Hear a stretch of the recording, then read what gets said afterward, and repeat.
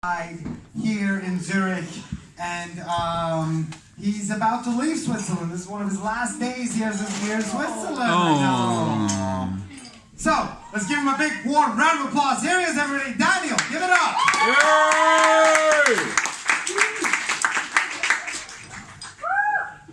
I made my last set about leaving. Everyone was really sad. I had a lot of people come to me after the show and be like, well, how you feeling? I'm like, yeah. They're like, oh, too bad, I would have married you. If not for my boyfriend. Yeah. Anyway, so my name's Daniel. Yes, I'm also Asian. I'm more Asian than Bounce. It's not hard. I actually also, just before I actually really get started, I actually wanted to wish someone a happy birthday. He's over there in the corner. His name's Anfi. He's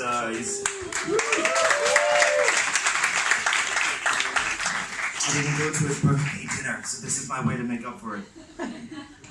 He's also, he's Vietnamese like I am, but we're both about as Vietnamese as each other, which is not very much. We both speak about the same amount of Vietnamese, which is bad. We embarrass our parents for this, but that's okay, that's just being Asian.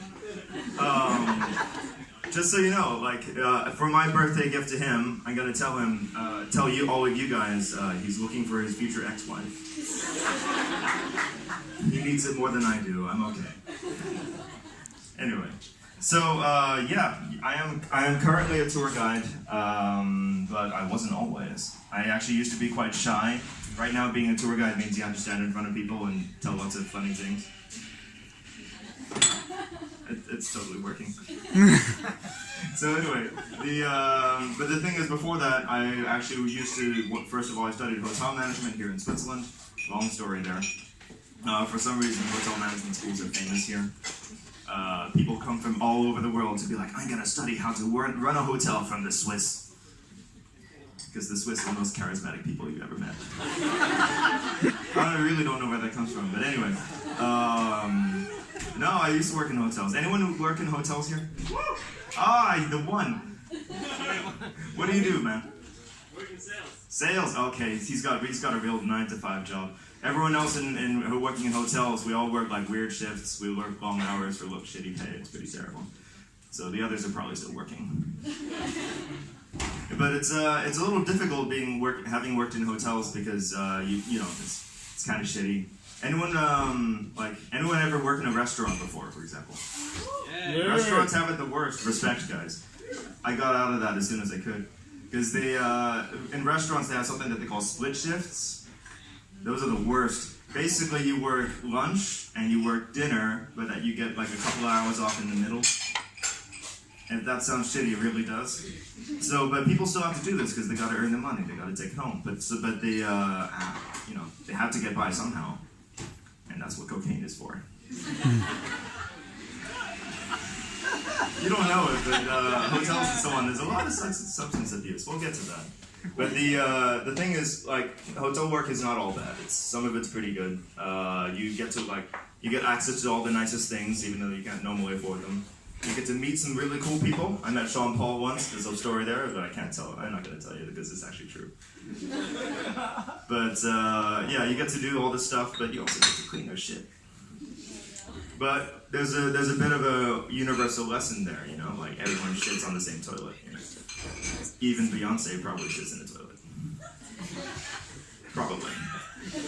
I didn't meet her. I wasn't in that kind of hotel. But the thing is that you get all these nice things, you get access to the nice things, you have to know what the nice things are so that you can sell them better. But then the problem with that is that you kind of like them and you can't afford them. Yeah, you gotta you have to tell people this is the best champagne. I wish I knew what that was like. You know what I really miss? I miss truffles. Truffles, I mean the mushrooms. I don't mean the chocolates. I can get those. But truffle mushrooms, they have to get pigs go and find them. It's kind of difficult. But truffles are the kind of thing that my hotel, we didn't have real truffles. We had truffle oil, which was fake truffles. But we would toss our French fries in truffle oil, which is amazing. And even afterwards, your burps make you happy. They don't make anyone else happy, but they make you happy. And that's what matters. It's not about the other people. But oh crap, I lost my place. Where was I? Sorry, we're all working off our scripts here today. This truffles is will be correct. So yeah, no, okay. I wanted to come back to substance abuse. That was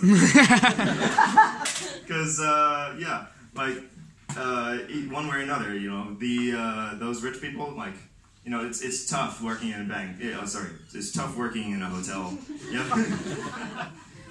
Probably tough working in a bank. I don't know.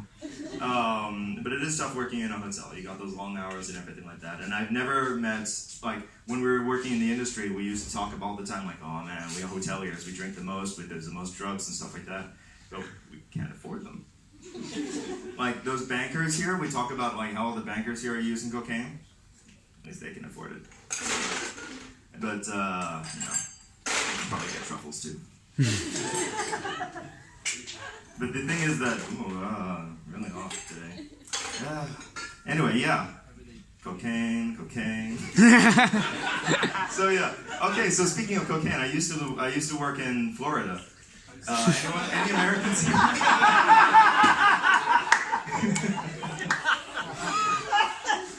You know what I'm talking about already. So, like, a lot of Americans, they like to call the Florida the armpit of America. They usually mean that in the sense that it smells and it's kind of crappy and you don't really like it. No one really likes it there. But I like to think that Florida, the way you survive it is that, well, drugs, metaphorically, the deodorant that you spray all over it. But I did work there. I worked near Miami, so I got the armpit up close. It should have been on the other side geographically. Don't think too much about it. But Miami's got a lot of crazy shit, and I was a night manager over there. Night manager is a really cool title, by the way. Like most of the time when you get into like middle management, you're gonna get something like, oh, area district manager or something like that. And it's like, what do you do? It's like, well, I manage the district area. For me, though, I manage the night. From 10 till 8. It sucks. But you see all the crazy shit. Like, you get the best stories, though. You work weird hours and all this stuff, but you do get the best stories. Like, I only worked there for like 2 years, and I have amazing stories to last for the rest of my life. There was one, and you see all the, like, some of the stuff is not that crazy. There's like proms and stuff like that. But then there was one guy, like, people come to hotels, they come to escape their normal lives, sometimes with someone else. And there was one guy who was a regular. He always checked in. He always checked in like after midnight. He would always pay in cash, and he would check in with a lady, like a much younger lady, not much younger, but much younger. But like, and then he would like leave by like 2 or 3 in the morning. But then he would always tell us when he would stop by the front desk and be like, so, like, just leave the room open, because my son's going to pass by. Yeah, the lady didn't leave. It's really gross. Yeah. I to this day, I still don't know whether that was probably the 10th floor, maybe. Who knows? In any case, but sometimes he would bring his wife once in a while to the same hotel. And we would all have to pretend and for him, you know. And he would walk up and he'd be like, hi, you know, I'm Mr. Pint. And, like, this is my wife, and we'd be like, oh, nice to meet you. It's kind of how it is. There's a lot of crazier shit out there, but I'm not going to tell you about it. The thing is that I moved here to become a tour guide, because I realized if I'm going to, like, earn not much money, I may as well be happy doing it. It's true. But the thing is that, like, after all that stuff, all the disturbing things that I saw over in Florida, I'm not surprised by anything anymore. So when I got here, and of course as a tour guide, and I want to be a good tour guide, I want to know everything, and people tell me all kinds of stories, like, oh, this is where you get the best stuff, this is where you can get truffles, which I can't afford. There's one guy who sells it for like 20 francs for like a tiny jar. But anyway, but yeah, so then people told me, you know, if you go to this Sprüngli Cafe, the one over the Paradeplatz, oh, you know what I'm talking about already. For those of you who do not, Sprüngli Cafe is super expensive, and it's super classy in a nice part of town, and therefore, if you are a young man especially, if you go there and you make certain signals, that's when the old ladies come over and approach you. But the only time I heard a sort of direct story, a friend of a friend of a friend, seriously, told me that he went there, he ordered an orange juice, and this old lady come over to him and she offered him 300, 400, 500 francs, something like that, to watch him poop in a bowl. It's pretty gross, I know, but you've obviously never worked in a luxury hotel before.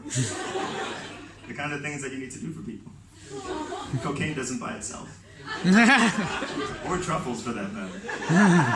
Anyway, that's it for me tonight. Have a good night, guys.